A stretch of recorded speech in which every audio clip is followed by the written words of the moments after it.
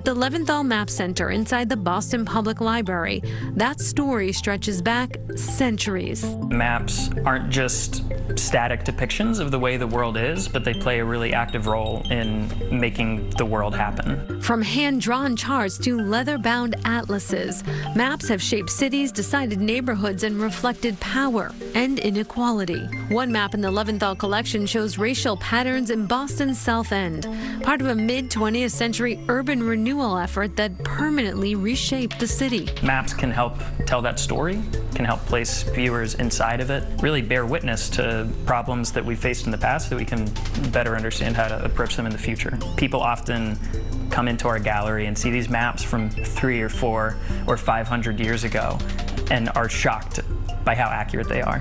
That's because the math behind mapping, how we project a globe onto a flat surface, has been around for hundreds, even thousands of years. What's changed is speed. With computers, there still were, but it made it a lot faster. And today, of course, we could open a laptop and have a map in front of us in no time at all. In fact, digital mapping began earlier than many people realize. Some of the first computer-generated maps date back to the 1950s and 60s. Places like Boston in particular, and the neighboring cities and towns were a really important testing ground for making sense of spatial data and testing out new ways to encode and map and plot it. And you can see that in action on some of these maps. This is the birthplace. It's before the internet. It's before we had, ubiquitous phones that we could take out of our pockets and position us anywhere in the world instantly.